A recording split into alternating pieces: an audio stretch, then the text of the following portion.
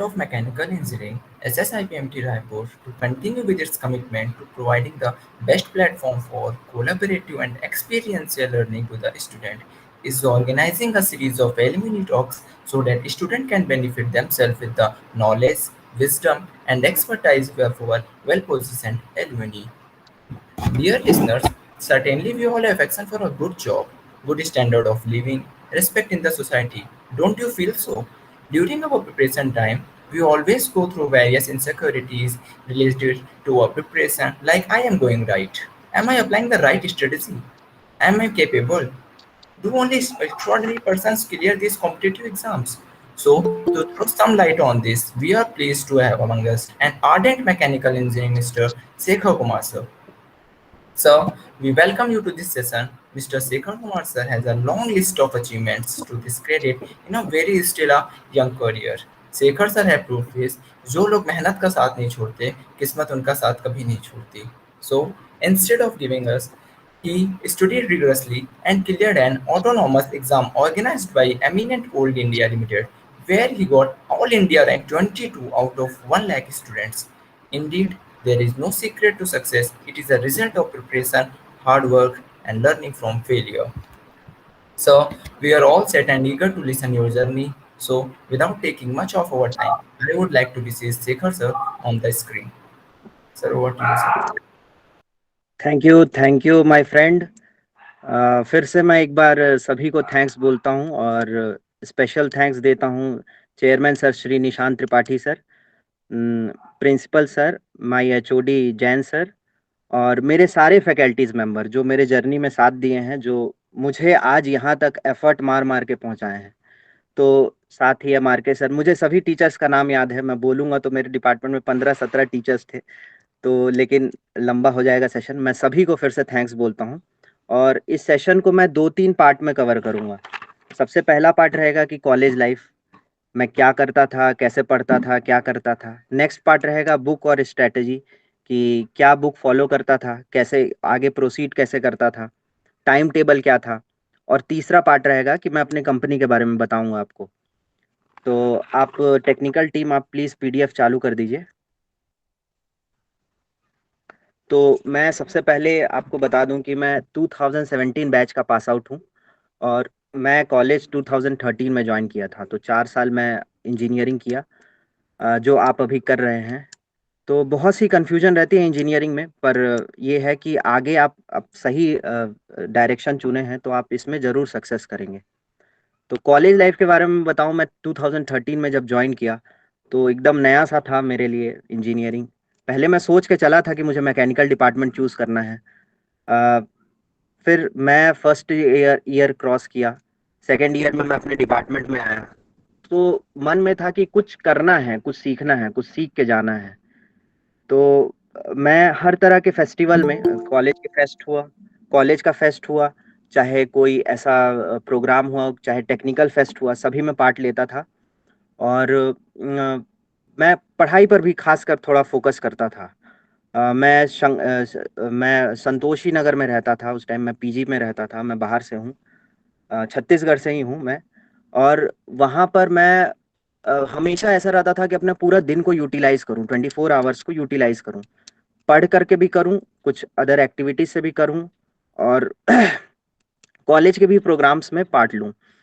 तो मैं second year में जब मैं आया तो पूरा मैकेनिकल की कोर मैकेनिकल डिपार्टमेंट में मैं घुस चुका था। तो वहाँ स्टार्टिंग में तो मुझे सेकेंड ईयर में कुछ समझ नहीं आता था, पर धीरे धीरे धीरे धीरे करके मैं चीज़ों को समझना चालू किया और सब्जेक्ट्स पर विशेष फोकस करता था कि घर पर जाके कम से कम 1 घंटा उसको पढूं।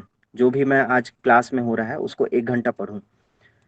तो कॉलेज की लाइफ ये रही कि second year, third year, fourth year पढ़ाई भी रही, साथ में कुछ लीडरशिप क्वालिटीज भी डेवलप हुई। और ये सब आप कॉलेज में रह करके ही अपना बेस स्ट्रॉन्ग कर सकते हैं। और आज जिस कॉलेज में आप हैं, वो कॉलेज आपके लिए बहुत बेस्ट कॉलेज है जो आपका बेस डेवलप कर देगा। जो आपको फैकल्टीज हैं, कॉलेज की फैकल्टीज, आज मैं उन्हीं से पढ़ करके यहाँ तक पहुँचा हूँ।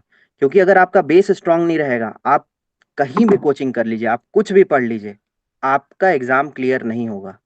तो बेस आप कॉलेज के, क्योंकि कॉलेज के फैकल्टीज 2-3 बुक को फॉलो करके एक एक्सट्रैक्ट निकाल कर उसको आपको पढ़ाते हैं, जैसा कि सभी टीचर्स हमारे कॉलेज में करते हैं।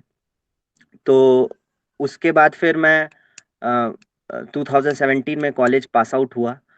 कॉलेज में मैं सारे फेस्टिवल में मैं ऑर्गेनाइज करता था, और खासकर एमआरके सर के गाइडलाइंस में। अ, स- और सर भी मुझे अच्छी तरह जानते हैं। और बाकी कॉलेज लाइफ तो आपकी पार होगी, उसमें आपको बुक्स और स्ट्रेटेजी और आपको नोट्स पर खासकर ध्यान देना है, क्योंकि नोट्स आपके बेसिक कॉन्सेप्ट को क्लियर करेंगे। आपका बेस क्लियर हो जाएगा तो आगे आप अगर एफर्ट मारेंगे 1-2 साल में, तो आपका कहीं ना कहीं सिलेक्शन हो जाएगा कोई अच्छे कंपनी में, गवर्नमेंट ऑर्गेनाइजेशन में। वो सब पे मैं आऊँगा। अपने बारे में मैं 2017 के बाद में क्या किया वो भी आपको क्लियर बता देता हूँ। 2017 जैसे ही खत्म हुआ, 2017 के अगस्त में मैं दिल्ली चला गया था। दिल्ली में मैं प्रिपरेशन किया। जो जो कॉलेज की नोट्स थी, 2 बैग नोट्स लेकर के और 1 बैग अपना कपड़ा लेकर के, दिल्ली में एक छोटे से कमरे में रह करके 2 साल, मतलब 8 महीना 1 साल रहा। फिर नेक्स्ट टाइम मैं घर आ गया था, फिर दोबारा से गया था। मैं टेक्निकल प्रिपरेशन कर रहा था। 2018 और 19 में पूरा डेडिकेटेड प्रिपरेशन किया था। मतलब बाकी और कोई काम नहीं था, सिर्फ रहना था, पढ़ना था, खाना था। 3 बेसिक काम थे मेरे। और कॉलेज में रहकर इतना था कि हाँ, लीडरशिप क्वालिटीज आप डेवलप करेंगे तो आपके अंदर डिसीजन मेकिंग स्ट्रांग हो जाएगा। आपको कहीं भी किसी भी ऑर्गेनाइजेशन में जाना है तो आपके साइंस से डिसीजन मेकिंग होगा, और वो सिग्नेचर आपके लिए बहुत इंपॉर्टेंट होगा, क्योंकि उससे आप कंपनी को, चाहे ऑर्गेनाइजेशन को, चाहे गवर्नमेंट को बहुत प्रॉफिट भी दिला सकते हैं और बहुत नुकसान भी कर सकते हैं। तो आपको ये सब चीज़ अपने कॉलेज से ही डेवलप करना पड़ेगा। पहली चीज़, आपको बेस क्लियर करना पड़ेगा अपने पढ़ाई की। जो सब्जेक्ट्स आपको आपको पढ़ना है, जिसमें अच्छा लग रहा है, उसको तो आपको पढ़ना ही है। जो अच्छा आपको नहीं लग रहा है, उसको भी आपको पढ़ना है, उतना ही समय देना है।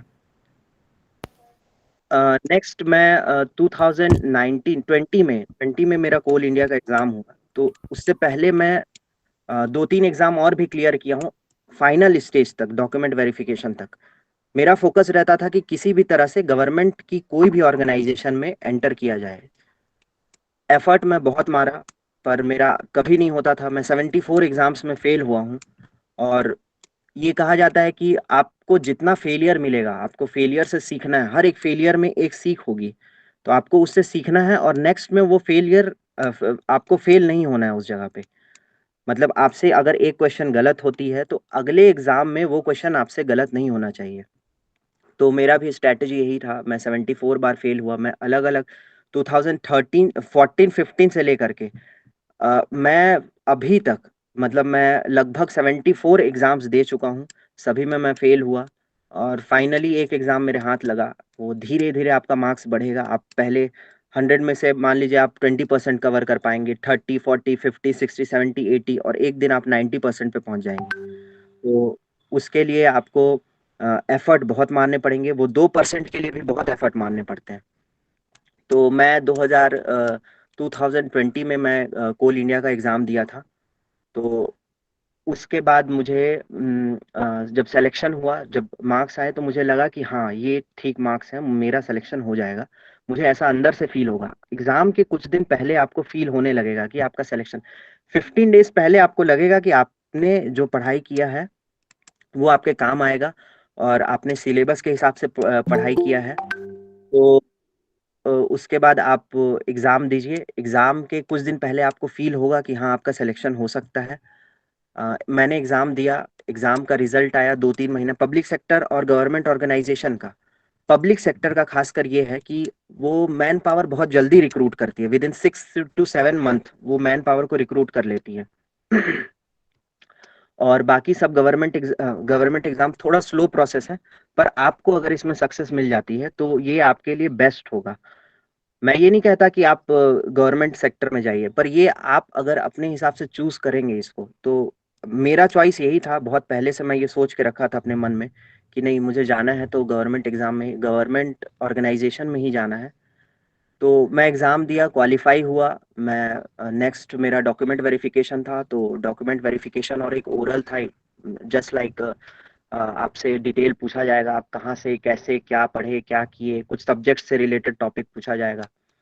तो बाकी आप अगर मार्क्स अच्छा लाते हैं तो आपसे ज़्यादा डिटेल नहीं पूछा जाएगा, सिर्फ आपसे आपकी लीडरशिप क्वालिटी देखी जाएगी।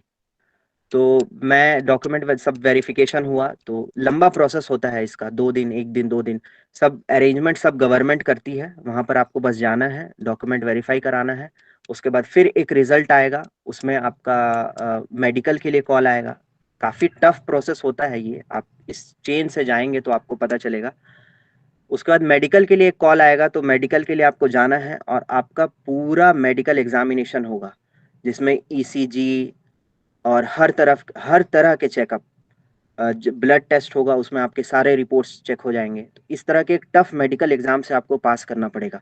सिर्फ एग्जाम निकलने से ही नहीं होगा, आपको अपने लाइफस्टाइल पे भी ध्यान रखना पड़ेगा। जब आप मेडिकल एग्जामिनेशन पास कर जाएंगे, उसके बाद एक रिजल्ट आएगा, उसमें आपका फाइनल सिलेक्शन का उसमें डेट आएगा कि आप इस डेट को इस हेड क्वार्टर में, जो हेड ऑफिस होता है कंपनी का, वहाँ आप पहुँचिए अपने सारे डॉक्यूमेंट्स को ले करके। और वहाँ आप जैसे पहुँचेंगे तो आपको एक लेटर इशू किया जाएगा। उस लेटर में ये लिखा रहेगा कि आपको ये पोस्ट पर हैंडल करना, आपको ये पोस्ट दिया जा रहा है, आपको इस पोस्ट पर हैंडल करना है और इस एरिया में ज्वाइन करना है। वहाँ से आप जाएंगे अपने ऑफिस में, जीएम ऑफिस में। जनरल मैनेजर, जो कि सबसे बड़े पोस्ट, जब सबसे बड़ा पोस्ट होता है एग्जीक्यूटिव का पब्लिक सेक्टर में, उससे ऊपर सिर्फ चेयरमैन होता है। तो general manager, chief general manager और कंपनी का चेयरमैन, ये सब बहुत बड़े पोस्ट होते हैं। तो उनके ऑफिस में आपको ज्वाइनिंग कराया जाएगा। वहाँ आप ज्वाइन करेंगे तो आपको एक फाइनल लेटर मिलेगा कि आपने इस कंपनी को ज्वाइन किया है, इस जगह पे आपकी पोस्टिंग है। तो मेरी पोस्टिंग सीएचपी में हुई है, नॉर्दर्न कोलफील्ड लिमिटेड में, कोल हैंडलिंग प्लांट में, सेक्शन 1 में, जो 1985 में बना था। और वो इंडिया का सबसे बड़ा, आज और भी प्लांट बन चुके हैं पर वो सबसे बिगेस्ट प्लांट है इंडिया का। उस टाइम 1985 में होगा, आज और भी प्लांट बन चुके हैं। तो कॉलेज लाइफ के बारे में यही था। कॉलेज में आप अच्छे से पढ़िए, सब्जेक्ट्स पे खासकर फोकस करिए। और बाकी को करिकुलर एक्टिविटीज़ जो होती हैं कॉलेज में, उसमें भी आपको पार्ट लेना है। आपको लीडरशिप क्वालिटी बिल्ड करना है कॉलेज में। अ, पढ़ाई, आप जैसे कॉलेज में आप 6 घंटा 8 घंटा 6 घंटा अगर आप पढ़ते हैं तो घर में जाके उसको ज़रूर रिवाइज करिए। उसके बाद फिर मैं बुक्स और स्ट्रैटेजी के बारे में आपको बताता हूँ कि बुक्स मैंने जो फॉलो किए हैं। सबसे पहले तो मैं अपने बैग में भर के ले गया था, 2 बैग भर के ले गया था। कॉलेज कॉलेज का सेकेंड ईयर से लेकर के फोर्थ ईयर का जो नोट्स था, उसको मैं ले गया था, उसको एक बार रिवाइज किया। फिर बाकी सारे बुक्स जो डिपार्टमेंट से, जो अपने इंजीनियरिंग में हैं, उस सारे बुक्स को नहीं लिया था, उसके नोट्स लिया था। आप दिल्ली में जाएंगे तो वहाँ आपको नोट्स अवेलेबल हो जाएंगे, तो उनके नोट्स को पढ़िए, उनको मैच करिए, कुछ अपनी एग्जाम स्ट्रेटेजी बनाइए कि आपको एग्जाम के कितने कितने दिन में, आपको कौन सब्जेक्ट्स कितने दिन में कंप्लीट करना है। तो ये स्ट्रेटेजी बताइए, बनाइए। उसके बाद आप वो जो भी सब्जेक्ट्स आप लिख रहे हैं उसका एक टाइम टेबल बनाइए, उसमें रिवाइज करिए, वो सब्जेक्ट्स को एक बार पढ़िए 2 बार पढ़िए। और एग्जाम के एक दिन पहले आप वो सब्जेक्ट्स को एक बार, पूरा सब्जेक्ट्स को, पूरा इंजीनियरिंग को आप रिवाइज करिए।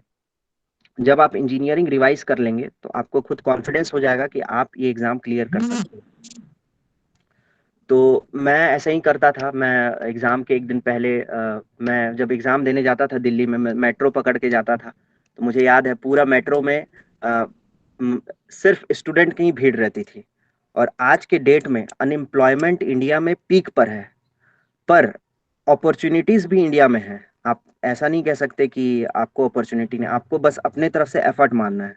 आप जितना 100% दे सकते हैं आप उतना एफर्ट मारिए। मैं जब एग्जाम देने जाता था तो मैं एक बार रिवाइज करता था, और लास्ट में एक दिन पहले आपको 3 घंटे पूरा सिलेबस को रिवाइज करना है। मैकेनिकल इंजीनियरिंग का पूरा सिलेबस, पूरा सब्जेक्ट्स को एक बार रिवाइज करना है, स्पीडली रिवाइज करना है। और उससे पहले आपको 10 बार वो सब्जेक्ट को कंप्लीट करना है। 10 बार आपको, एक सब्जेक्ट्स को आपको 10 बार पढ़ना है। आप ये 10 बार पढ़ लेंगे तो आपके अंदर में खुद कॉन्फिडेंस आ जाएगा एग्जाम निकालने की। और बात करूं कि एग्ज़ाम की कौन-कौन से एग्ज़ाम होते हैं जो इंजीनियरिंग से रिलेटेड होते हैं, तो इंजीनियरिंग से सबसे इम्पोर्टेंट एग्ज़ाम होता है गेट। आप गेट क्वालिफ़ाई करिए। गेट में बहुत बार दिया हूँ, 2-3 बार दिया हूँ मैं लेकिन पब्लिक सेक्टर में एंट्री के लिए उतने मार्क्स नहीं आए, तो मैं फ़ोकस करने लगा रेलवे जेईई पर, पब्लिक सेक्टर के जेईई एग्ज़ाम पर। तो जो इस एग्ज़ाम पर मैं फ़ोकस करने लगा, तो उससे पेपर आसान आता है और पेपर मतलब आप जो लर्न किए हैं और रिवाइज़ किए हैं, आप वही सब्जेक्ट्स बार-बार रिवाइज़ करके जाएँगे और तो आपका एग्ज़ाम निकल जाएगा। तो एग्ज़ाम्स की बात करूँ तो सबसे पहले एग्ज़ाम होता है, मान लीजिए आप एग्ज़ाम देने जा रहे हैं, तो SSC, railway, bank, UPSC, state PSC और गेट, इस तरह के 6-7 एग्ज़ाम होते हैं। आप अपने आप को चुनिए कि आप कौन-सा एग्ज़ाम देंगे, आप किस एग्ज़ाम लायक बने हैं। क्योंकि एक इंसान हर इंसान को पता है कि वो कौन-सा एग्ज़ाम दे सकता है और वो कौन-सा एग्ज़ाम उसका क्लियर हो सकता है, सभी को ये पता है। तो आप एग्ज़ाम्स एग्ज़ाम्स के बारे में बस यही डिटेल है, बाकी आप बुक्स के बारे में पर्सनली आप मेरे से पूछ सकते हैं कि कौन-सा बुक्स पढ़ा, क्या करा। बाकी मैं बुक्स बुक्स पे नहीं, नोट्स पे ज़्यादा फ़ोकस किया था। नोट्स मैं काफ़ी पढ़ा था और बहुत बार रिवाइज़ किया था। तीसरा है कि मैं अपनी कंपनी के बारे में आपको कुछ बताऊँ, तो कंपनी ये है कि जो कोल हैंडलिंग प्लांट होती है, उसमें हम लोग माइनिंग डिपार्टमेंट से रिलेटेड हैं। तो माइनिंग में हम वहाँ से कोल एक्सट्रैक्ट करते हैं, प्लांट में डालते हैं और फाइनली रेक्स प्रिपेयर करके, कोल रेक्स प्रिपेयर करके रेलवे के थ्रू हम एनटीपीसी में भेजते हैं। हमारे पास 5 एनटीपीसी हैं जो सिंगरौली में है, जो सिंगरौली, शक्तिनगर, अनपरा, विंध्याचल और रिहंद 5 एनटीपीसी में भेजते हैं। और जैसा आप स्क्रीन में देख रहे हैं कि गवर्नमेंट सर्विस, बहुत सारे सर्विस होते हैं, जैसे सेंट्रल गवर्नमेंट की है, स्टेट गवर्नमेंट की, प्राइवेट सेक्टर है, बिजनेस सेक्टर है। तो आप किसी भी सेक्टर में जा सकते हैं, सभी सेक्टर इंपॉर्टेंट है देश चलाने के लिए। और मैं ये प्रेफर करूंगा, क्योंकि मैं इस जगह पे पहुंच गया हूं, तो मैं प्रेफर करूंगा कि आप लोग भी मेरे जूनियर्स हैं, इस जगह पर आए और आप देखें कि क्या फैसिलिटीज़ हैं, आप चीज़ों को कैसे एक्सप्लोर कर सकते हैं, आपने जो पढ़ा है उसको कैसे आप अप्लाई कर सकते हैं। तो मेरे कंपनी के बारे में मैं ये बताऊंगा कि जो प्लांट है, मुझे इलेक्ट्रिकल और मैकेनिकल डिपार्टमेंट दिया गया है। मेरे अंदर 17 एम्प्लॉयज़ हैं, तो 2 मेंटेनेंस वाले एम्प्लॉय हैं और बाकी 15 ऑपरेशन वाले एम्प्लॉयज़ हैं। तो मुझे क्या करना रहता है, जिसमें एम्प्लॉयज़ में जो इलेक्ट्रीशियन, फिटर, टेक्नीशियन, वेल्डर, ये सब मेरे पास हैं। मुझे उनसे प्लांट अगर ब्रेक डाउन होता है, तो उनके कंडीशंस को मुझे सुधारना है और वापस से प्लांट को रनिंग कंडीशन में देना है। मेरा बस इतना ही काम है। तो बाकी सब इंजीनियर्स का भी यही काम रहता है कि मैन मटेरियल और मनी की व्यवस्था करके, मैन मटेरियल को मैनेज करके आप किसी भी तरह से ऑर्गेनाइजेशन को रन करना है। तो जो कोल होता है, हमारे पास 45 टन्स की 40 डंपर्स हैं। तो उस डंपर से हम शावल की हेल्प से कोल को लोड करके हमारे सीएचपी में, डंपिंग पिट में हम उसको सेंड करते हैं। डंपिंग पिट में आने के बाद कोल एक पर्टिकुलर साइज में क्रश होकर के, क्रशर लगा रहता है, क्रश होके एप्रॉन फीडर के थ्रू कन्वेयर बेल्ट में जाके रेलवे की रेक्स को भरता है। और रेलवे की रेक्स को जैसे फुल हो जाता है, तो उसको हम एनटीपीसी में और बाकी सभी जगह पर हम उसको सप्लाई करते हैं, जिससे आपको ये इलेक्ट्रिसिटी प्रोवाइड होती है। तो हमारा काम है कंपनी में चेन को मेंटेन करना, कि ये प्रोसेस फ्लो कहीं रुके ना। पर डे का प्रोडक्शन टन है, प्रोडक्शन हम 30,000 प्लस प्रोडक्शन देते हैं, कभी 25, कभी 35।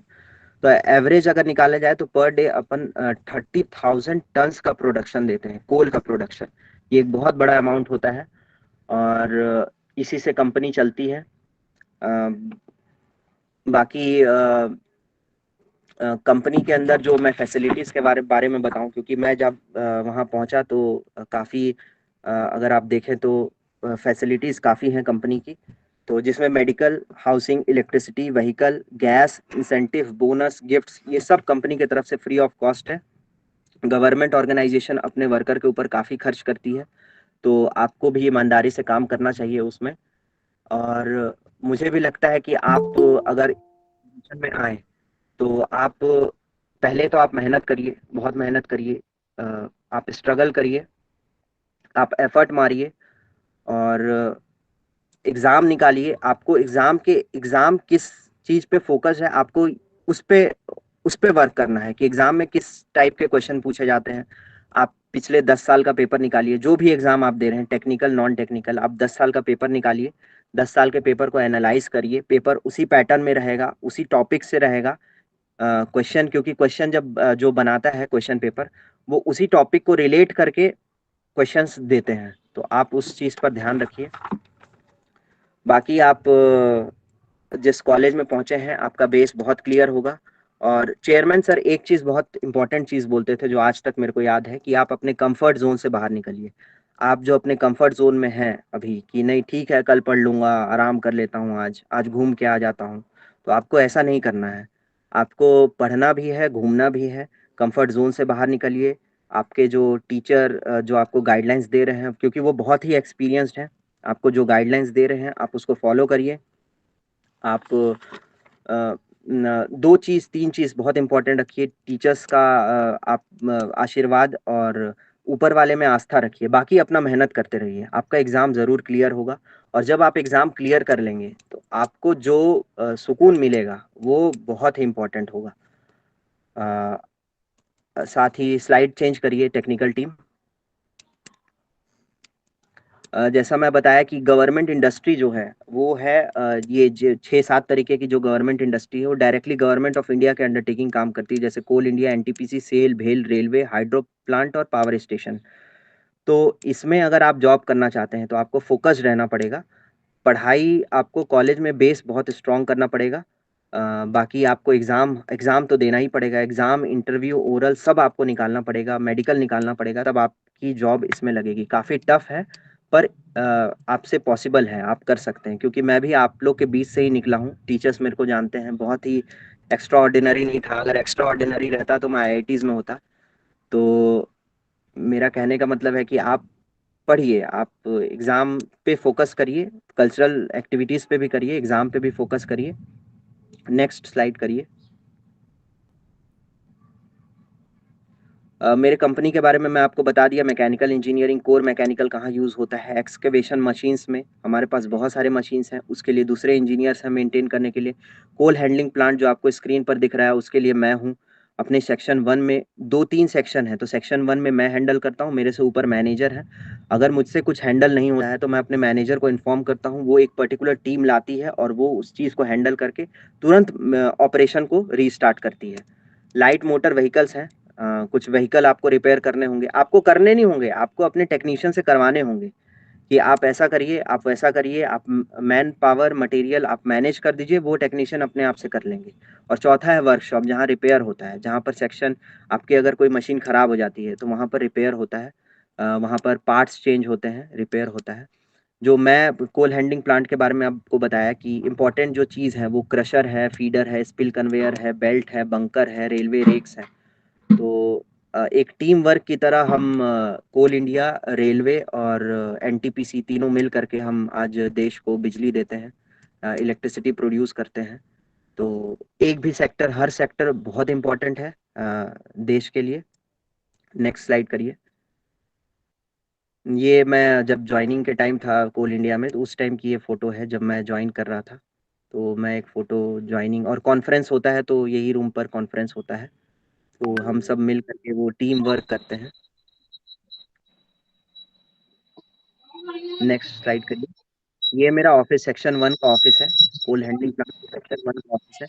इसमें ऊपर में 3-4 फ्लोर का ऑफिस है। इसमें हम कंट्रोल रूम भी मैनेज करते हैं और बाकी सिस्टम भी मैनेज करते हैं। नेक्स्ट करिए, नेक्स्ट करिए। ये मैं लास्ट मंथ की सैलरी स्लिप है, इसमें मतलब ठीक-ठाक सैलरी थी। आप ये चीज़ नहीं ले सकते, आप मोटिवेशन सैलरी को भी लेके कर सकते हैं, कि आपकी ट्रेनिंग के पीरियड में काफ़ी अच्छी सैलरी रहती है, और पर मतलब आप ट्रेनिंग कंप्लीट होने के बाद आपको सैलरी इंक्रीमेंट मिलता है, 25 टू 30% इंक्रीज़ हो जाता है सैलरी। तो आप इस चीज़ को भी मोटिवेशन के तौर पर ले सकते हैं कि आपको फैसिलिटीज़, गवर्नमेंट की फैसिलिटीज़ और फैसिलिटीज़, सैलरी, पर्क, अलाउंस अगर आपको चाहिए तो आपको मेहनत तो करना पड़ेगा, एक बार मेहनत करना पड़ेगा। नेक्स्ट। ये लास्ट टाइम मैं इंडस्ट्रियल वाटर पाइपलाइन के जो आउटलाइन है उसको प्रिपेयर किया, कुछ मॉडिफिकेशंस थे तो मैं अपने से प्रिपेयर करके अप्रूव कराया, और वो वर्क करवाना है। तो ये स्लाइड मैं कुछ दिन पहले ही प्रिपेयर किया था, तो मैं सोचा इसको दिखा दूं कि आप लोग को ये समझ आएगा कि हमको काम क्या करना पड़ता है। हमको टेक्निकल भी ऑपरेशंस देखने पड़ते हैं और कुछ मॉडिफिकेशन करने हैं प्लांट में, तो वो भी हमको करना पड़ता है। हमारे पास वर्कर्स की कमी नहीं है, वर्कर्स बहुत रहते हैं। हमको बस अपने मुंह से काम करवा हमको मुंह से बोलना है और वो अपना काम कर देंगे। नेक्स्ट करिए। ये जहाँ मैं कंट्रोल रूम में बैठता था ऑपरेशन करने के लिए, मेरे बगल में लेफ्ट साइड वाले चेयर पे डिप्टी मैनेजर बैठते हैं, और बीच वाले चेयर पे मैं, और एक असिस्ट करने के लिए मुझे एक क्लर्क है। जो क्लर्क है वो असिस्ट करते हैं, वो पेपर पे राइट करते हैं जो भी ऑपरेशन होता है, टाइमिंग नोट करते हैं क्या किस समय कैसा क्या ऑपरेशन हुआ, और फाइनली मैं जब फाइनली साइन करता हूँ तो वो अप्रूव हो जाता है। और इसी में हम डेटा बुक और मेंटेन करके रखते हैं कि हमने क्या प्रोड्यूस किया, कितना कितना और कितना प्रोड्यूस किया कोल। तो ये पूरे मतलब मेरे तरफ से ये पूरा ये जो सेशन था कंप्लीट हो गया। शायद मैं सब टॉपिक कवर कर लिया हूँ, बुक्स, फैकल्टीज और स्ट्रेटजी, अपना जो सीएचपी और कॉलेज, सारे बातों को कवर कर लिया हूँ। और आपके तरफ से अगर कोई क्वेश्चन है जो मेरे से छूट गया होगा तो आप वो मुझसे पूछ सकते हैं। Thank you so much, sir, for such a motivational and mind-broadening session. Now let us move toward the question and answer round. And for this, I will restrict you all. Please ask your queries or put them in your chat box.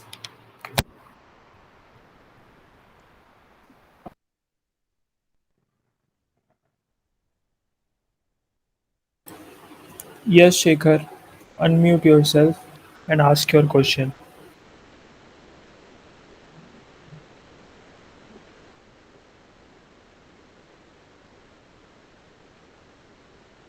I think someone,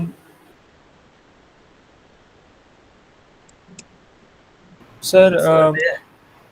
sir, I have a question. Uh, जैसे हाँ, आप अभी coal mine में है तो वहाँ जाने के लिए कौन सा एग्ज़ाम क्रैक करना पड़ता है? 2 एग्ज़ाम होता है। आप 2022 का गेट दीजिए, 2022 का गेट एग्ज़ाम दीजिए, और एक आप जूनियर इंजीनियर का एग्ज़ाम दीजिए। जो डिप अभी अभी गवर्नमेंट क्या की है कि अभी डिप्लोमा और इंजीनियरिंग बीटेक, अगर आपका डिप्लोमा एग्ज़ाम आ रहा है तो आप उसमें बीटेक वाले अप्लाई कर सकते हैं। उस नोटिफ़िकेशन में नीचे लिखा रहता है कि बीटेक वाले भी अप्लाई कर सकते हैं। तो आप वो एग्ज़ाम दीजिए। एक गेट दीजिए आप, मोस्ट इम्पॉर्टेंट, अलग से सीआईएल एमटी का एग्ज़ाम निकलता है वो दीजिए। और तीसरा होता है कि डिप्लोमा का हर एक मतलब कंपनी का पर्सनली वो डिप्लोमा और बीटेक का कंबाइंड एग्ज़ाम निकालती है जो जूनियर इंजीनियर के पोस्ट पोस्ट पर रहता है। तो आप वो एग्ज़ाम दीजिए, एग्ज़ाम क्वालिफाई करिए। मेरा मैं जब एग्ज़ाम दिया था तो 100 में से मेरा 88 मार्क्स आया था, और वो एग्ज़ाम मेरा ऑल इंडिया रैंक, आपको पता है, आपने बताया ही, ऑल इंडिया रैंक 22 आया था। 23 आया था एक्चुअली, लेकिन वो फाइनली एक आगे से हट के आगे से जब एक एक ने अब क्रॉस कर लिया अपना रैंक, मतलब वो चला गया कहीं और दूसरे एग्ज़ाम में, तो वो रैंक शिफ्ट हो गया, वो 22 हो गया। तो आप वो एग्ज़ाम दीजिए, आपका एग्ज़ाम क्वालिफाई होता है तो आगे की प्रोसेस है, ज्वाइनिंग होगा, उसके बाद आप एंटर कर सकते हैं। Okay, thank you, sir. Good afternoon, sir. Good Good morning, afternoon. sir. Good Sir, I have a morning. one question. Sir actually आपने जो आप तो दोनों फील्ड से बिलोंग करते हैं, नॉन टेक्निकल और टेक्निकल, है ना सर? तो सर जैसे जो नॉन टेक्निकल फील्ड है उसमें जैसे कि देख रहे हैं, आपने बोला state PSC, UPSC kind of, है ना, पीएससी सर्विसेज। सर वहाँ जैसे देख रहे हैं तो जो उनका जो वेटेज रहता है सर, वो एप्टीट्यूड, रीजनिंग, ये सब बहुत ही लो रहता है, मतलब बहुत ही जो स्टैंडर्ड रहता है वो एकदम 10th स्टैंडर्ड का रहता है। लेकिन उसके अलावा अगर एसएससी जाएंगे या जो आप जूनियर इंजीनियर पोस्ट, जितने भी और एग्जाम्स है मोस्टली, है ना सर, उसमें एप्टीट्यूड और रीजनिंग का सर वेटेज बहुत ज़्यादा रहता है, और जो जीके का, जीएस का जो पार्ट है वो बहुत ही लो हो जाता है। तो सर जो आपको क्या लगता है कि दोनों तरफ फोकस करना चाहिए, कि जो स्टेट पीएससी या इस पीएससी वाले फील्ड में है, उनको सिर्फ उसी तरफ ध्यान देना चाहिए, कि बाकी तरफ भी एप्टीट्यूड और रीजनिंग की प्रैक्टिस करनी चाहिए सर? मैं जो पढ़ता था मैं आपको बता रहा हूँ। मैं आप टेक्निकल की तरफ, अगर आप टेक्निकल फील्ड चूज किए हैं आप कॉलेज में, तो आप टेक्निकल, अगर आप टेक्निकल पढ़ रहे हैं तो टेक्निकल में आप 6 घंटा पढ़िए। तो 2 घंटा नॉन टेक जरूर पढ़िए, क्योंकि कंपटीशन इतना है कि अगर आप नॉन टेक नहीं पढ़ेंगे, आप जो हिस्ट्री, ज्योग्राफी, सिविक्स और जितने भी नॉन टेक्निकल चीज़ें हैं, आप अगर नहीं पढ़ेंगे तो आपका सिलेक्शन नहीं होगा। क्योंकि टेक्निकल एग्जाम में जो 100 नंबर के पेपर था उसमें मेरा 27 आउट 30 मार्क्स का नॉन टेक्निकल था, जिसमें जीके, जीएस और भी जो करंट अफेयर्स है ये था, और 70 नंबर का टेक्निकल पेपर था। तो out of 70 I scored 61 and out of 30 I scored 27। तो it was quite better score. और मुझे लगता है कि आपको टेक्निकल पर पूरा फोकस करना चाहिए, क्योंकि उसके बेस पर आपको एक जगह प्लेसमेंट होगा, उस जगह पे जॉब होगी। और आपको नॉन टेक्निकल पे 30% फोकस आपको ज़रूर करना चाहिए, जिससे आपको चीज़ें पता रहे, जनरल स्टडीज, जनरल नॉलेज आपका स्ट्रांग रहे। क्योंकि सारे एग्जाम में, और बहुत बेसिक जनरल नॉलेज, अगर आपका टेक्निकल एग्जाम है तो बहुत बेसिक जनरल नॉलेज पूछेगा, अगर आपका नॉन टेक्निकल एग्जाम दे रहे हैं तो बहुत हार्ड जनरल नॉलेज पूछेगा, और कंफ्यूजिंग जनरल नॉलेज पूछेगा, और टेक्निकल तो उसमें रहता ही नहीं है। तो आप नॉन टेक्निकल एग्जाम पे भी फोकस करिए, क्योंकि कंपटीशन बहुत है, और टेक्निकल पे भी फोकस करिए, पर टेक्निकल पे आप ज़्यादा फोकस करिए क्योंकि आप मैकेनिकल इंजीनियरिंग लिए हैं। और नॉन टेक्निकल पे आप इन जनरल फोकस करिए कि करंट अफेयर्स में चल क्या रहा है, देश में क्या हो रहा है, फिस्कल डिपॉजिट क्या है, ये है बैंकिंग अवेयरनेस क्या है, ये आपको बेसिक चीज़ फोकस करके रखना पड़ेगा, तब आपका एग्ज़ाम क्वालिफाई होगा। सिर्फ आज के ज़माने में सिर्फ टेक्निकल पढ़ के आप टेक्निकल एग्ज़ाम नहीं निकाल सकते, टेक्निकल प्लस नॉन टेक्निकल दोनों पढ़ना पड़ेगा आपको। बस ये है कि आपको रेशियो और प्रायोरिटी डिसाइड करना पड़ेगा कि टेक्निकल कितना पढ़ना है, नॉन टेक्निकल कितना पढ़ना है। तो आप 30% नॉन टेक्निकल रखिए, मतलब आप 10 घंटा पढ़ते हैं तो 3 घंटा आप नॉन टेक्निकल पढ़िए, बाकी 7 घंटा आप टेक्निकल पढ़िए, तो उससे आपका एग्जाम जरूर निकलेगा। Thank you so much sir. So I have a बेटे question, मैं sir. हाँ hello. Mayank sir, good good afternoon sir. हाँ बेटे शेखर, बहुत मतलब आपकी तरक्की देख के मन प्रफुल्लित है, मतलब आप और आगे बढ़ते रहें। मैं जी चाहूंगा सर कि आप जी। बच्चों को थोड़ा सा ये भी बता पाएं बेटे कि जैसे आपने इतने सारे एग्जाम क्वालिफाई किए, लगातार आप मेहनत करते रहे, बहुत अच्छी जगह पहुंचे आप। तो कुछ एग्जाम मेरे ख्याल से ऐसे होते होंगे बेटे जिसमें क्वेश्चन पेपर अपने को नहीं मिलता होगा, अपन सबमिट करके ही आ गए। कुछ में अपने क्वेश्चन पेपर मतलब पिछले साल के क्या क्वेश्चन आ रहे थे, तो कुछ एग्जाम के क्वेश्चन अपने पास रहते हैं और कुछ एग्जाम के क्वेश्चन पेपर अपने पास नहीं रहते। तो कोई ऐसा जी सोर्स है क्या बेटे कि अपने को पिछले, मान लो किसी को कोल इंडिया में जाना है या किसी को मतलब सेल का ही पेपर देना है, तो कोई ऐसे जी सोर्सेस होते होंगे जिसमें पिछले 8-10 साल के पेपर अपने पास उपलब्ध हो जाए बच्चों को, या उसका कोई और स्ट्रेटेजी रहती है बेटे कि एग्जाम देते ही देते जी ध्यान रखना पड़ता होगा?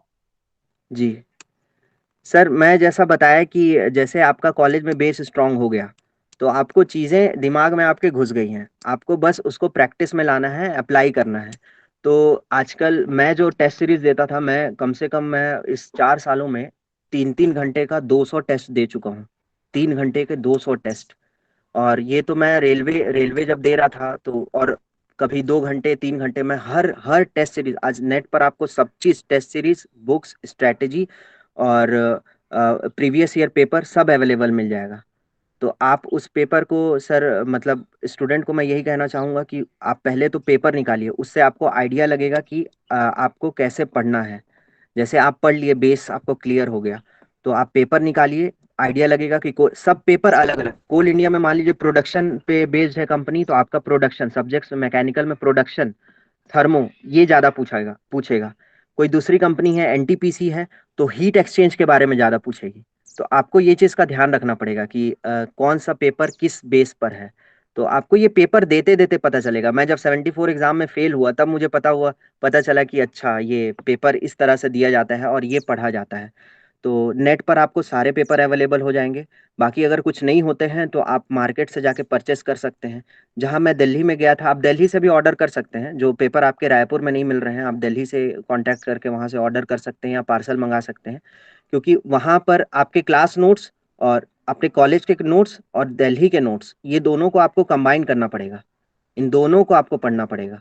और आज कंपटीशन बहुत है। पहले कॉलेज से डायरेक्ट सिलेक्शन हो जाता था गवर्नमेंट कंपनी में, आज इतना कंपटीशन है कि सिलेक्शन के लिए बहुत ही एफर्ट मारना पड़ता है। तो आप दोनों नोट्स, आप वहां से भी नोट, नेट से कुछ नोट्स निकाल लीजिए। टेस्ट सीरीज आप 100+ टेस्ट सीरीज दीजिए, 100+ टेस्ट दीजिए, और एक एक टेस्ट 3-3 घंटे का होता है। तो आपको मतलब आप जैसे आप थर्मोडायनेमिक्स पढ़े तो आप थर्मो का टेस्ट लगातार दीजिए, मतलब 2-3 टेस्ट उसका दीजिए।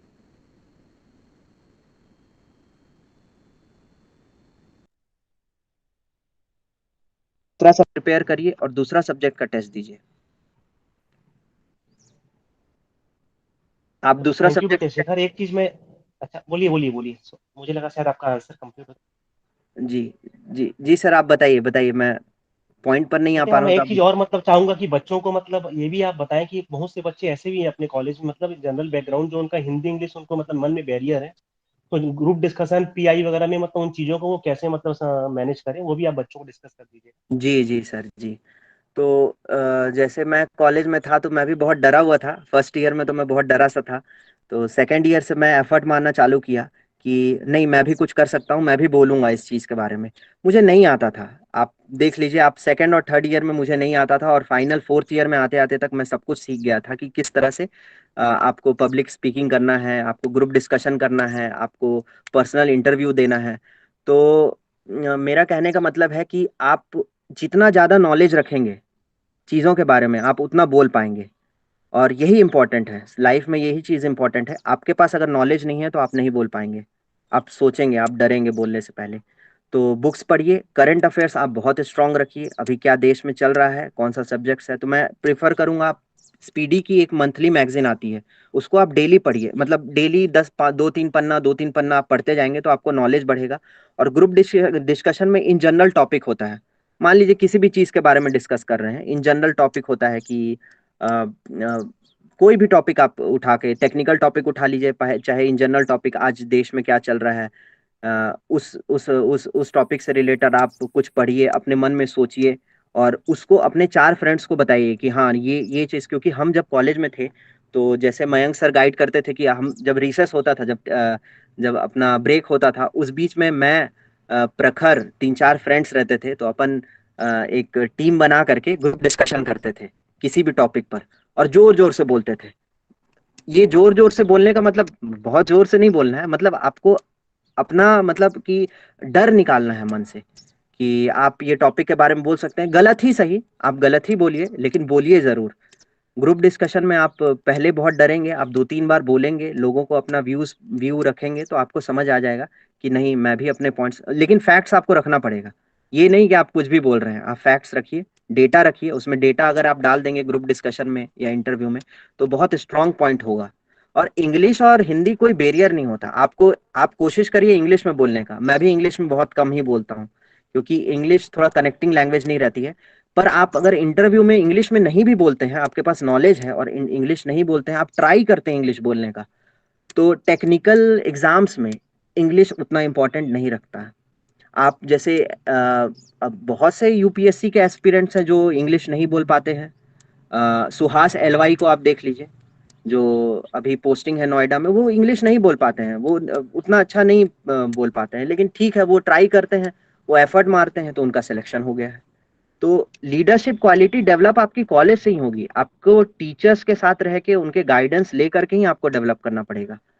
जैसे मयंक सर, मैं मयंक सर का जरूर लेक्चर देखता था, वीडियोस देखता था, और मैं मयंक सर को स्टेज पे देख के बहुत अंदर से खुश होता था कि हाँ, ये मतलब जो फ्लुएंसी है वो चीज़ सर में है, और उनसे मैं सीखता था। तो इसी तरह से आप सभी टीचर्स में एक एक क्वालिटी है, आप उस क्वालिटी को अपने अंदर लाइए। कोई बोलता अच्छा है, कोई पढ़ाते पढ़ाते सभी अच्छे हैं, कोई कुछ अच्छे टॉपिक्स पे डिस्कस होता है, किसी में और अच्छे क्वालिटीज़ हैं, किसी में स्पोर्ट्स है, किसी में कल्चरल फेस्ट है। तो आप सभी टीचर से कोई ना कोई क्वालिटीज़ लीजिए, टीचर्स हमेशा आपको देने के लिए रेडी हैं। टीचर्स हैं तो आप टीचर रहते हुए वो आपको कलेक्टर तक बना देते हैं, तो आप सोचिए उनके अंदर कितने क्वालिटीज़ हैं। और जो सर पूछे कि इंग्लिश और हिंदी बैरियर है, हिंदी इंग्लिश कोई बैरियर नहीं है, आप लेकिन कोशिश करिए कि, मैं ये जो नोटिस किया कि गवर्नमेंट ऑर्गेनाइजेशन में इंग्लिश नहीं चलता है, उनमें लोकल लैंग्वेज चलता है, लेमन लैंग्वेज चलता है, और एक हिंदी चलता है। तो मैं वहाँ, अगर आप इंग्लिश में वहाँ बोलने लगेंगे तो उनको खुद नहीं समझ में आएगा कि करना क्या है, वहाँ हमको मैन पावर से काम करवाना है। तो आप या तो लोकल लैंग्वेज में बोलिए या इंग्लिश में। लोकल लैंग्वेज आप जानेंगे नहीं, लेकिन रहते रहते आप जान जाएंगे। लेकिन जो प्राइवेट ऑर्गेनाइजेशन है, अभी आपके कॉलेज में अगर प्लेसमेंट कैंपस चल रहा होगा तो वहाँ आपको इंग्लिश बोलना है, आप गलत बोलिए, सही बोलिए, वो सुधार होते जाएगा आपके इंग्लिश में, लेकिन आपको वहां बोल करके प्लेसमेंट लेना है, आपको वो चीज की नीड है। तो मेरा कहने का मतलब ये है कि गवर्नमेंट में किसी भी तरह की इंग्लिश हिंदी रहे, आपके पास नॉलेज होनी चाहिए, और आप डरिए मत। सबसे पहले अपने मन से डर निकाल दीजिए, बोलने का डर निकालिए, आप सक्सेस कर जाएंगे। थैंक यू बेटे। So there is a question by Bhavya Bisre कि सर कोल इंडिया लिमिटेड इंटरव्यू के प्रिपरेशंस की रिक्वायरमेंट्स क्या क्या है, मतलब what are the preparations required for Coal India Limited interview? एक सेकंड, मैं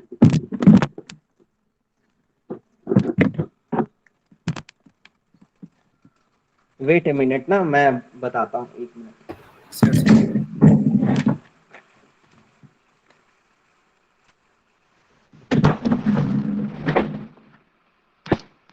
तो मैं ये कहूंगा कि जो प्रिपरेशन करना है आपको, अगर कोल इंडिया या इंटरव्यू की प्रिपरेशन करना, आपने इंटरव्यू के बारे में पूछा ना? Yes sir.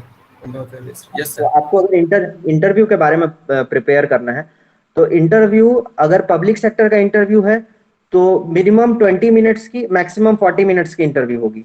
इंटरव्यू में आपसे सिर्फ आपका नॉलेज चेक किया जाएगा, वो खुद हिंदी में बोलेंगे, और बड़े बड़े रैंक के जो ऑफिसर्स रहते हैं, जो जनरल मैनेजर हो गए और चेयरमैन हो गए, इनसे आपका डायरेक्ट इंटरेक्शन होगा। तो जैसे आपसे क्वेश्चन किया जाएगा, आपसे बेसिक चीज आपकी टेबल पे, उनके उनके टेबल पे आपकी बेसिक चीज वहां रहेगी, आप क्या पढ़े हैं, कैसे करके आए हैं। आपसे बस ये पूछा जाएगा आप इस कंपनी में क्यों आना चाहते हैं, आपके विजन क्या है, आपके व्यूज क्या है, और आपको सब्जेक्ट्स कौन से अच्छे लगते हैं। और आप अगर कोई भी सब्जेक्ट बोले, थर्मोडायनेमिक्स बोले, हीट एक्सचेंज बोले, तो उसके बारे में आपको परफेक्ट नॉलेज होना चाहिए। और एक टॉपिक ही पूछा जाएगा उससे, मतलब मैं जितने भी लोग इंटरव्यू दिए हैं, मैं उनसे पता किया, सिर्फ एक दो टॉपिक पूछा जाता है, क्योंकि आप अगर मार्क्स 100 में से 80-90 ला रहे हैं, आपको सब्जेक्ट के बारे में पूरा नॉलेज है, आपको सिर्फ एक टॉपिक पूछा जाएगा कंफर्म करने के लिए कि आपको सब्जेक्ट्स आते हैं। बाकी आपसे ये पूछा जाएगा कि आप पहले से जानते हैं क्या, आप पहले इनकी वर्किंग जानते हैं क्या। तो आपको कंपनी की प्रोफाइल पता करनी पड़ेगी कि कंपनी क्या चीज में डील करती है, इनकी प्रोडक्शन क्या है, इनकी कैपेसिटी क्या है, मशीन्स कौन सी हैं, कोल इंडिया में कौन कौन सी मशीन यूज करते हैं। थर्मल पावर प्लांट में आप जाना चाहते हैं तो थर्मल पावर प्लांट में क्या क्या है, बॉयलर है क्या नहीं, वो आपको पूरा पढ़ना पड़ेगा, उसके बारे में एक डिटेल पढ़ना पड़ेगा। लेकिन मोस्ट इंपॉर्टेंट, इंटरव्यू से पहले, इंटरव्यू में कुछ नहीं होता है, आपको डरना नहीं होगा, आपको फोकस रहना पड़ेगा, अपने बात पे अड़े रहना पड़ेगा कि नहीं सर, मैं जो बोल रहा हूँ वो ठीक है मेरे हिसाब से। और वो आपको कंफ्यूज करेंगे, जरूर कंफ्यूज करेंगे, नहीं ऐसा नहीं तो ऐसा होता तो आप क्या करते। तो आपको वहां डिसीजन मेकिंग अपनी बताना पड़ेगा कि नहीं, मैं ये डिसीजन लिया हूँ, ये सही है, मेरे हिसाब से ये सही है और इससे बेनिफिट होगा। तो आप पहले पहले तो आप एग्जाम्स के, आप जैसे आप अगर एग्जाम्स में फोकस करेंगे, आप एग्जाम निकालने की स्ट्रेटेजी रखेंगे, तो आपसे इंटरव्यू आराम से निकलेगा। 2 टाइम्स और 3 टाइम्स इंटरव्यू में कॉल किया जाता है, 2 और 3 टाइम्स। तो आप, लेकिन ये है, आपको बोलना पड़ेगा वहां पर, अगर आप बैठे रहेंगे, क्योंकि कंपनी में आपको बोल के ही सिर्फ काम कराना है, वर्कर्स काम करेंगे, आपको सिर्फ बोलना है कि ये काम कर दीजिए, वर्कर आपको काम करके रिपोर्ट देंगे। तो उसी तरह इंटरव्यू में भी आपको बोल के बताना पड़ेगा कि हाँ, मैं ये काम करवा सकता हूँ। तो आप पहले एग्जाम निकालने की स्ट्रेटेजी पे फोकस करिए, फिर इंटरव्यू की स्ट्रेटेजी आपको बहुत सारी मिलेंगी, आप मेरे से बाद में भी डिस्कस कर सकते हैं। पहले एग्जाम पे फोकस करिए। सर देयर इज एक और क्वेश्चन है सर विनोद वर्मा से कि सर जब हम लोग की ट्रेनिंग होती है पीडीपीटी, जिसका मतलब पोस्ट डिप्लोमा प्रैक्टिकल ट्रेनिंग जब होती है माइनिंग की, तो उसमें अंडरग्राउंड या ओपन कास्ट माइनिंग जो है वो हमारी जॉब्स के चॉइसेस को लिमिटेड कैसे करती है, मतलब लिमिटेशंस कैसे बांध देती हैं जब हम लोग ट्रेनिंग पे जाते हैं, अंडरग्राउंड या ओपन कास्ट माइनिंग को चूज करते हैं? This is question by Vinod Verma sir. अच्छा, क्या आपने पूछा कि अंडरग्राउंड अपने चॉइस पे रहता है कि ओपन कास्ट चॉइस पे रहता है?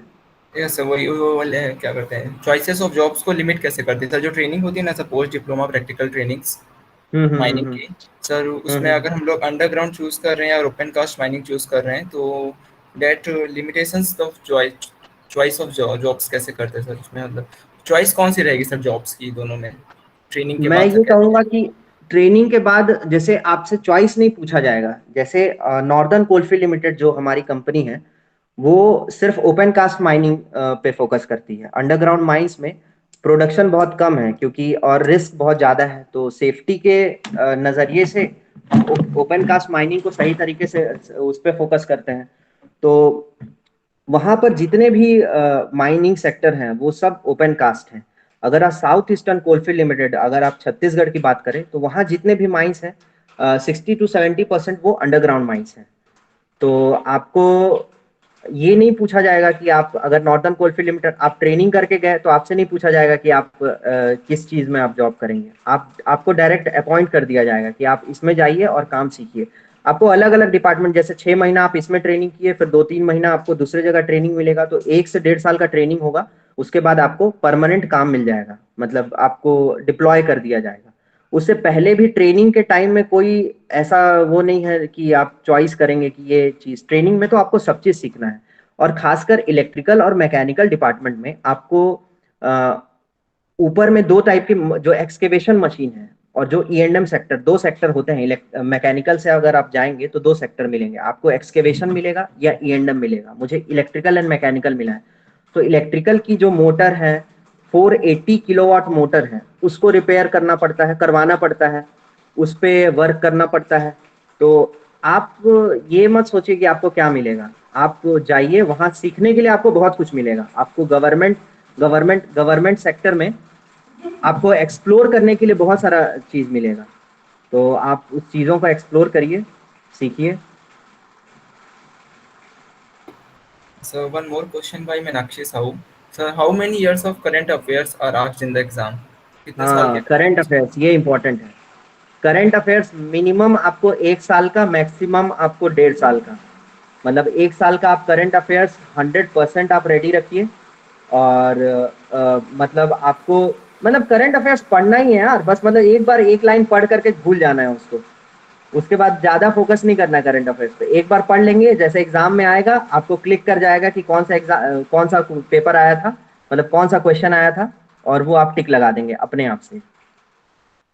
तो करंट अफेयर्स आप 1 साल का पढ़िए। बैंकिंग में आपको 6 महीना तक का करंट अफेयर्स लगता है, लेकिन आप बाकी सब एग्जाम के लिए ईयरली करंट अफेयर्स स्पीडी का ले लीजिए, प्लेटफॉर्म का ले लीजिए, वन लाइनर ले लीजिए, या आप मंथली करंट अफेयर्स बैंकर्स अड्डा से डाउनलोड कर लीजिए, जो द हिंदू की करंट अफेयर्स रहती हैं।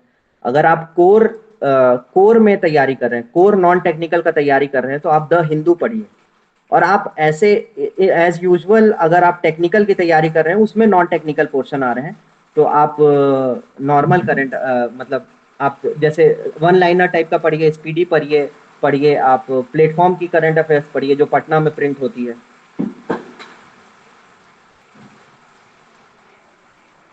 बताइए नेक्स्ट क्वेश्चन। सर एक मेरा क्वेश्चन था सर पर्सनली, जैसे आप बोले ना सर कितने सारे एग्जाम्स के बाद आप मतलब इतना आगे सक्सेस किए, तो सक्सेस करने के बाद तो सर एवरीवन मतलब जो भी होता है तो उसके सब मतलब मेहनत को सर समझ जाते हैं। बट जब उस पीरियड चल रहा होता है जिस टाइम मेहनत करनी होती है, जो भी 3-4 साल का वेट होता है, 2 साल का वेट होता है प्रिपरेशन टाइमिंग, तो उस टाइम वेज ऑफ मोटिवेशन क्या है आपके, इंस्पिरेशंस क्या थे? मतलब होता है ना सर सोसाइटी में आने हाँ लगता है सर बीटेक कंप्लीट कर लिया तो अपने को भी हाँ हाँ जॉब की रिक्वायरमेंट्स होती है सर, उस टाइम पे मोटिवेटेड इंस्पिरेशन और एक जगह पे फोकस रहने का क्या वेज रहते हैं सर? हाँ, देखिए ये इम्पोर्टेंट क्वेश्चन है कि आप डिप्रेशन में क्यों, कैसे नहीं जाएं, आप मोटिवेट कैसे रहें, ये बहुत इंपॉर्टेंट क्वेश्चन है। तो मैं ये कहूँगा कि आप जब प्रिपेयर कर रहे हैं तो आप 2-3 चीज़ें सोचिए कि आप जिस भी चीज़ का प्रिपेयर कर रहे हैं, आप जिस कंपनी में जाएंगे, आपको आप बेनिफिट्स के बारे में सोचिए, अपने लाइफस्टाइल के बारे में सोचिए कि आपकी लाइफ टोटली चेंज हो जाएगी वहाँ उस कंपनी में जाने के बाद। आपको पैसे कमाने हैं, मोस्ट इम्पॉर्टेंट तो पैसा है कि आपको पैसा कमाना है, आपको इंडिपेंडेंट होना है। क्योंकि अभी जब कॉलेज लाइफ में रहते हैं तो हम अपने पेरेंट्स पर डिपेंडेंट रहते हैं, तो आपको कभी ना कभी इंडिपेंडेंट होना है। तो डिप्रेशन बहुत आएगा कि आपसे सब्जेक्ट्स नहीं बन रहे हैं, आपको आपके मार्क्स नहीं आ रहे हैं, टेस्ट सीरीज में मार्क्स नहीं आ रहे हैं। तो ये सब मेरे साथ भी हुआ था, मैं भी बहुत डिप्रेस होता था। पर नेक्स्ट मॉर्निंग फिर मैं लेता था कि नहीं, इस बार तो हो जाएगा, नेक्स्ट टाइम पक्का कर लूंगा। तो मैं रेलवे दिया था, तो रेलवे जेई में मैं मतलब डॉक्यूमेंट वेरिफिकेशन तक रुक गया था, तो मुझे बहुत अफसोस हुआ, मैं बहुत डिप्रेस था। और रेलवे मेरा मतलब मेरा एक सपना था कि ठीक है रेलवे में जॉब करेंगे, देश के लिए कुछ सेवा करेंगे, ठीक है इस कंडीशन को, मतलब रेलवे की कंडीशन को इम्प्रूव करेंगे, कुछ तो हेल्प करेंगे। जैसे आज मैं प्लांट की वाटर पाइपलाइन की कंडीशन को इम्प्रूव कर रहा हूँ, तो उस पर एफर्ट डाल रहा हूँ अपना। तो उसका डायग्राम मैं खुद से बनाया हूँ और उसको अप्रूव कराऊंगा। अभी जनरल मैनेजर तक हो गया है, वो प्लांट की डायग्राम पहुंच गया है, क्योंकि वाटर बहुत इंपॉर्टेंट सोर्स है इंडस्ट्रियल और ड्रिंकिंग पर्पस के लिए। तो वो मैं उसको इम्प्रूव कर रहा हूँ। तो इसी तरह से आप छोटा छोटा स्टेप लेकर के इम्प्रूव कर सकते हैं। जहां तक है मोटिवेशन की बात है, तो मोटिवेशन तो यार एक पैसा है। मैं आपको बताया कि मेरी ट्रेनिंग टाइम की सैलरी, अभी मैं आपको सैलरी स्लिप भी दिखाया, ट्रेनिंग टाइम की 58,000 है सैलरी। तो आप ये सोचिए कि ट्रेनिंग के बाद जब फाइनली हो जाएगा ट्रेनिंग, तो 25-30% इंक्रीज हो जाएगा। ये फैसिलिटीज नहीं, सिर्फ सैलरी इन हैंड 47,000 सैलरीज है। 10,000 उसमें कट जाती है। मान मान लीजिए आप 58 कमा रहे हैं, 58 आपकी सैलरी है, तो आप सैलरी को एक मोटिवेशन ले लीजिए, आप अपने लाइफस्टाइल को एक मोटिवेशन ले लीजिए, मम्मी पापा को मोटिवेशन ले लीजिए। ठीक है, क्योंकि आपको फाइनली कॉलेज से फोर्थ ईयर के बाद निकलने के बाद क्या, आप क्या करेंगे फोर्थ ईयर के निकलने के बाद? आपने कुछ तो सोचा होगा कि करेंगे क्या हम। मैं तो सोच लिया था, क्योंकि जैसे ही निकला मैं विद इन 10 डेज मैं दिल्ली चला गया था, क्योंकि मुझे पता था कि कोई ना कोई एग्जाम निकालना पड़ेगा, सरवाइव करने के लिए कोई ना कोई एग्जाम निकालना ही पड़ेगा। कितने दिन तक हम डिपेंडेंट रहेंगे अपने फैमिली के ऊपर। तो मैं दिल्ली चला गया था। उसी तरह से आप मोटिवेशन लीजिए, आप कुछ अच्छे वीडियोस देखिए, यूट्यूब पे वीडियोस देखिए जो मोटिवेटिंग वीडियोस हैं। आप अगर किसी एग्जाम में आपके कम मार्क्स आए, आप डिप्रेस मत होइए। आप मतलब उसको लीजिए कि अच्छा मैं गलती क्या किया, 2-3 दिन तक आप एनालाइज करिए कि मेरे से गलती क्या हुई थी एग्जाम में, क्यों मेरे कम मार्क्स आए और बाकी सबके क्यों ज्यादा मार्क्स आए। आपको सबसे नहीं लड़ना है, आपको सिर्फ उन्हीं से लड़ना है जो आपसे ज्यादा मार्क्स ला रहे हैं। आपकी रैंक जब आप टेस्ट सीरीज देंगे ना, तो सबसे पहले मैं टेस्ट सीरीज देता था, आउट ऑफ 20,000 स्टूडेंट मेरी 15,000 16,000 रैंक आती थी। आउट ऑफ 20,000 स्टूडेंट जब मैं टेक्स्ट बुक का टेस्ट सीरीज देता था, गेट का टेस्ट सीरीज देता था, तो वो इम्प्रूव होते जाएगी, आपको नहीं पता चलेगा। अब जैसे ही आपको रैंक इंप्रूव होगी, आप 15,000 पा रहे 15,000 रैंक आ रही थी, आपकी 10,000 आने लगेगी, तो आपको लगेगा कि नहीं मैं कुछ कर सकता हूँ, मेरे अंदर पोटेंशियल है, मैं कर सकता हूँ। 10,000 के बाद आप और स्ट्रगल करके एग्जाम देंगे, तो आपकी रैंक आने लगेगी 5,000। फिर आपको मोटिवेट हो जाइए कि हाँ मेरी रैंक इंप्रूव हो रही है। तो मोटिवेशन का कोई परफेक्ट रूल नहीं होता है। मोटिवेशन इंसान को अंदर से लाना पड़ेगा कि आपको कॉलेज के बाद भी तो कुछ करना है ना। ऐसा तो नहीं है कि आपको कुछ नहीं करना है। या तो आप बिजनेस करेंगे, प्राइवेट सेक्टर में जॉब करेंगे, या गवर्नमेंट सेक्टर में जॉब करेंगे। इंडिया में ये 3 चीज ही है। और मैं ये कहूंगा कि गवर्नमेंट की अगर कोई कंपनी में जॉब करेंगे, तो आपकी रोल्स रिस्पॉन्सिबिलिटीज बहुत रहेंगी, आपके सैलरी बहुत रहेगी, फैसिलिटीज पर्क्स अलाउंस बहुत रहेगा। तो इस चीज को आप मोटिवेशन लेके चलिए। आपका जॉब सिक्योरिटी जो मोस्ट इंपॉर्टेंट है आज की डेट में। इतना कोरोना आया तो उसके बाद भी लोगों की जॉब, सिर्फ गवर्नमेंट ऑर्गेनाइजेशंस की जॉब बची रही, बाकी सबकी जॉब मतलब रिस्क पर रही। सबकी जॉब अभी भी है, लेकिन रिस्क पर रही, जो न्यूज़ देख रहे हैं। तो आपको मोटिवेशन अपने अंदर से लाना पड़ेगा कि क्या चीज़ ऐसा करूं जो मोटिवेट हो। और सबसे इंपॉर्टेंट चीज़ मेरे लिए ये था मोटिवेशन का, कि मैं जिस दिन मेरे को डिप्रेशन फील होता था, मैं एक टेस्ट दे लेता था। और अगर मेरे टेस्ट में, अगर मेरी 100 रैंक मतलब 2,000 लोगों के बीच में अगर 1,000 रैंक आ गई और पहले आती थी 1,500, तो मोटिवेट हो जाता था कि नहीं मैं कर सकता हूँ, मैं इम्पोर्टेंट है, मैं कर सकता हूँ, अगली बार मैं एग्जाम दे सकता हूँ। तो मोटिवेट रहिए अंदर से। डिप्रेशन में आने से कुछ होने जाने वाला है नहीं, बस आप अपने हेल्थ और अपने माइंड को खराब करेंगे डिप्रेशन में आने से। Next. Thank you, sir. Any one other question, please? Hello. Yes, sir. There is no any more question now. I sir think. No I more have question. Sir hello. और हाँ बोलिए पुलकित। हाँ सर, जैसे आपने current affairs का बात किया तो मैं अपडेटेड रहता हूँ करंट अफेयर से। सर जैसे कुछ मतलब 8-9 महीने पहले मैंने पढ़ा था सर। मतलब जैसे जो कोल प्रोडक्शन होता है उसमें सर, कोल इंडिया लिमिटेड है लार्जेस्ट प्रोड्यूसर सर कंट्री का, है ना सर। बाकी जो जितने भी रेस्ट है, आई मीन 80 या 85 समथिंग कुछ कोल इंडिया प्रोडक्शन करता है, बाकी रेस्ट 85% कोल इंडिया प्रोड्यूस करती है कोल। बाकी तो रेस्ट कैप्टिव माइनिंग में जाती है बोलते हैं। लेकिन सर अभी जो रिफॉर्म्स आए हैं सर, आप इस फील्ड में हैं, आपको बेटर नोइंग होगा, बेटर अंडरस्टैंडिंग होगा सर। जो नया रिवेन्यू शेयरिंग मैकेनिज्म है, और जितना भी जो मतलब उस एक जब रिफॉर्म आया था तो उसमें बहुत सारी बातें करी गई थी, जैसे कोल गैसिफिकेशन के बारे में बातें करी गई थी सर। ये इन्वायरमेंट फ्रेंडली होता है, बट ये फिजिएबल है कि नहीं सर, आप इस डोमेन में हैं तो आप अच्छे से बता पाएंगे, थोड़ा सा अंडरस्टैंडिंग हमारी भी बन जाएगी सर इस फील्ड में, हम्म ये हम्म प्राइवेटाइजेशन कोल सेक्टर का। ये सही है कि नहीं? प्राइवेटाइजेशन। हाँ हम्म हाँ, ये सही है कि नहीं है, क्या फायदे होंगे, क्या नुकसान है, ये सब। Thank you. लास्ट क्वेश्चन तो। देखिए, मैं यही कहूंगा कि आज गवर्नमेंट क्या करी है, कोल का जो भी सेक्टर है, गवर्नमेंट के सेक्टर हैं, उसको प्राइवेटाइज कर रही है। तो मेरे हिसाब से प्राइवेटाइजेशन मतलब सही है, एक हद तक सही है। अगर 100% चीजों को प्राइवेटाइज कर दिया जाए तो ये सिस्टम एक प्राइवेट ओनर ओनर के हाथ में चला जाएगा। मतलब आपको 51% शेयर्स अपने हाथ में रखना पड़ेगा गवर्नमेंट को। 49% आप दे सकते हैं किसी को भी, क्योंकि उससे क्या होगा, जॉब अपॉर्चुनिटीज इंक्रीज होंगी। लोगों जो आसपास के गांव वाले हैं उनको अपॉर्चुनिटीज मिलेगी सीखने के लिए। लेकिन प्राइवेटाइजेशन 100% सही नहीं है। मेरा कहने का मतलब है, foreign direct investment is good, लेकिन 100% गुड नहीं। जिस दिन आपका कंट्रोल छूटेगा उस दिन इन्फ्लेशन मार्केट में बढ़ जाएगा। हम कोल एनटीपीसी को जो हमारे पास है उसको 9 रुपए पर केजी में बेचते हैं, और जो दूर है उसको 11 रुपए पर केजी में बेचते हैं थ्रू रेलवेज। हम जो अपने पास लेते हैं 1 केजी का। तो आप ये सोचिए कि मेरा कहने का मतलब है कि आप प्राइवेटाइज कर सकते हैं, प्राइवेटाइजेशन इज इम्पॉर्टेंट, क्योंकि सेक्टर को 100% प्राइवेटाइज नहीं करना चाहिए। आप कुछ प्राइवेटाइज करिए, क्योंकि लोकल्स जो हैं वहाँ उनको जॉब मिले, लोगों को सीखने का मौका मिले। जो गवर्नमेंट कर रही है कुछ स्ट्रैटेजी के अंतर ही कर रही होगी, कुछ स्ट्रैटेजी उनकी होगी गवर्नमेंट की। तो मैं पूरा डिनाई नहीं करता हूँ इस चीज़ को लेकर के, जो भी स्ट्रैटेजी है गवर्नमेंट की।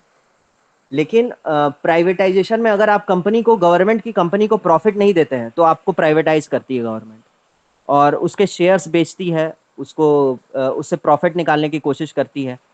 तो मेरा कहने का मतलब है कि कोल आज 85% है प्रोडक्शन। हम, मेरे जो जनरल मैनेजर हैं वो आके मुझे कह रहे थे कि हम अपने 40% एम्प्लॉयज को बैठा करके पैसा देते हैं। मतलब वो काम नहीं करते हैं फिर भी पैसा देते हैं। तो ये ड्रॉबैक है। अगर गवर्नमेंट सिस्टम है तो ये ड्रॉबैक है कि आप बैठा करके पैसा दे रहे हैं, मतलब फ्री ऑफ कॉस्ट। मेरे जो मेरे सीनियर है, बहुत पहले से काम करते हैं, उनके पैकेज है, और मेरे से जूनियर है, पोस्ट वाइज वो जूनियर है लेकिन एज वाइज वो सीनियर है। तो उनकी पैकेज है 19 लाख पर ईयर। तो आप सोच लीजिए कि 19 लाख पर ईयर गवर्नमेंट का पैसा उनको बैठा करके देना पड़ता है अगर उनको कोई प्रॉब्लम हो जाती है, या फिर वो काम नहीं करते हैं गवर्नमेंट सेक्टर सोच के।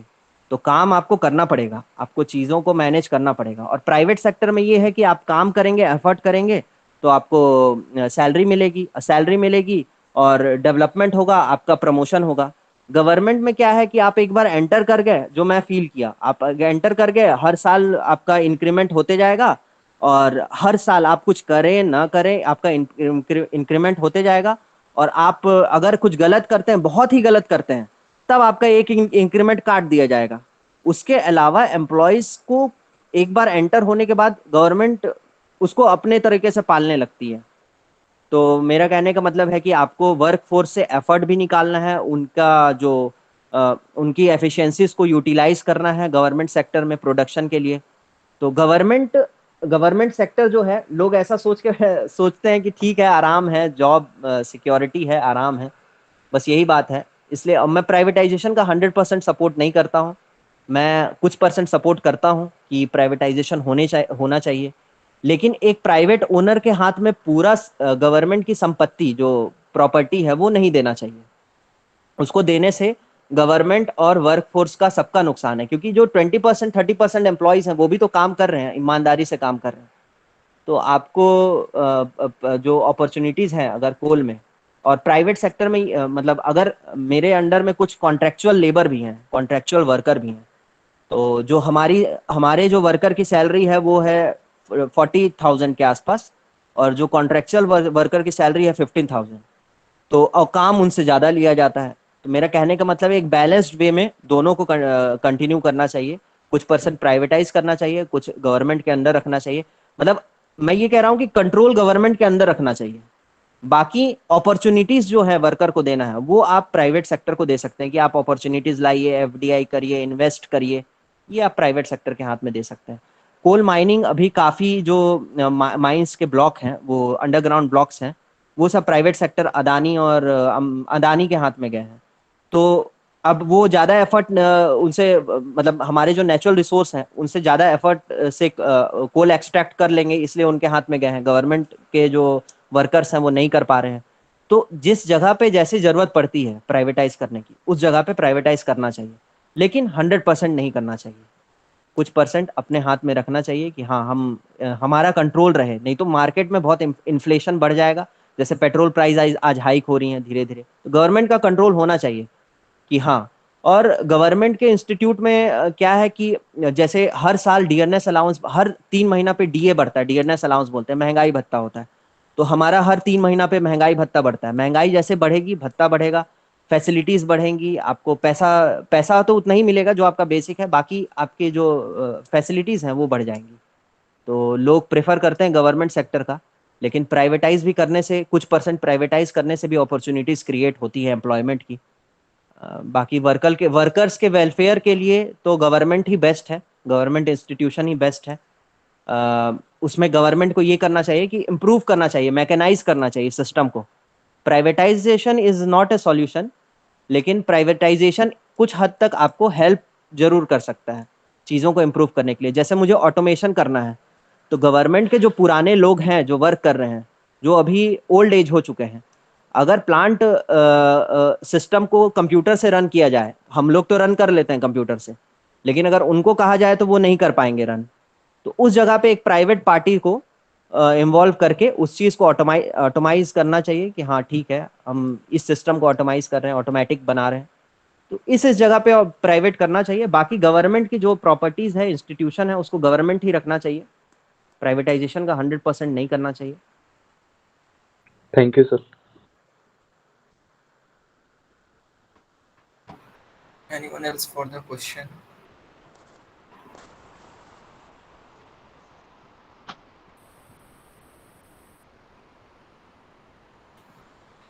So this answers all our question. Now I would like to invite Ayush Kosare sir for the vote of thanks. Thank you, Praveen. I, Ayush Kosre, on behalf of MEA, take this privilege to propose vote of thanks for this meaningful session. We would like to convey our heartiest thanks and gratitude for such an exemplary and motivational session, which not acquainted us with divergent path, but also became an inspiration for all of us. Sir, your session was really a fruitful one. And at the end of this, we emerge better informed in this domain. Sir, you have us lead by example for all of us. We also thank our HOD sir, Dr. Naveen Jain, the event coordinator, Mr. MRK Sahu, for being mainstay for this event, all the faculty members for being part of this session, all student coordinators and the technical team which comprises of Pulkit Nayak, Manish Sahu, Praveen Gupta, and myself. We look forward to connect you all during our next session coming very soon. And remember, all the aspirants present sim- over here, Sikhar sir has conferred us that a day of worry is more exhausting than a week of work. With these beautiful words, I would like to thank all the participants for joining us. Thank you very much. और मैं मैं personally आखिरी में ये शेखर कहूँगा, को thank you कर बोलना चाहता हूँ कि शेखर को मैंने एक बार कॉल किया और उसने बिल्कुल मतलब सर आप जब बोलिए अब मैं आ जाऊंगा, संडे का दिन बस होना चाहिए। Thank you so much Shekhar. और मुझे नहीं पता था कि तुमने 74 टाइम्स अपने एग्जाम दिया और फेल हुए। तुम सही में एक इंस्पिरेशन हो डिपार्टमेंट के लिए, हमारे स्टूडेंट्स के लिए, कि कभी भी गिव अप नहीं करना चाहिए और जो तुमको चाहिए था गवर्नमेंट सेक्टर वो तुमको मिल गया। So thank you so much Shekhar. Thank you sir, thank you. और मुझे बहुत अच्छा लगा सर, आप लोग मुझे ये अपॉर्चुनिटी दिए। मैं वेट कर रहा था कि हाँ ठीक है, मैं अपने जूनियर्स को इंस्पायर करूँ, मैं अपने टीचर्स को बताऊँ। मैं 3 साल से बहुत स्ट्रगल किया, और मैं ये स्टोरी नहीं, मैं आपको सबको बताना पड़ूंगा कि लाइफ में एक बार स्ट्रगल ज़रूर करना चाहिए। ठीक है, अपने अपने ड्रीम्स को, अपने चीज़ों को पाने के लिए स्ट्रगल ज़रूर करना चाहिए। और ये सब मैं आपसे ही सीखा सर। कॉलेज में भी बहुत स्ट्रगल करता था, मैं खुद स्ट्रगल करता था बहुत, कि मुझे ये भी करना है, ये भी करना है, ये भी सीखना है, वो भी सीखना है। तो आप सब बहुत हेल्प किए सर। मैं एफ़र्ट बहुत मैं मारा, आप लोग की हेल्प से आशीर्वाद से, और ईश्वर के प्रति आस्था भी बहुत थी कि हाँ ठीक है, मेरा सिलेक्शन कहीं ना कहीं तो होना चाहिए। इतना बार फेल हुआ हूँ तो हर बार थोड़ी है कि मैं फेल होते ही जाऊँ, तो कहीं ना कहीं तो किसी ना किसी को कभी ना कभी तो मिलेगा ना। तो आपको भी, मेरे जूनियर्स को भी मैं ये कहूँगा कि वो भी स्ट्रगल करें, वो मतलब एफर्ट मारें अपने तरफ से। और मतलब नेक्स्ट टाइम मैं जब भी आऊँगा तो मैं अपने जूनियर से, अपने टीचर से ज़रूर मिलूँगा। मुझे बहुत अच्छा लगेगा कि मैं इस कॉलेज में पढ़ा और यहाँ से मैं कुछ अचीव किया और ठीक ठाक पोजीशंस पे पहुँच गया। तो आप सब भी एफर्ट मारिए, खुश रहिए, और बहुत डिप्रेशन में आने की ज़रूरत नहीं है। कुछ नहीं होता है, एग्ज़ाम फेल होने से ज़्यादा कुछ नहीं होता है। जब आप एग्ज़ाम पास हो जाएंगे फेल हो करके, तो आपको लगेगा कि हाँ ठीक है, मैं अब ठीक है, अब सक्सेसफुल पोजीशंस पे हूँ। Thank you sir, thank you Manish sir, thank you so much.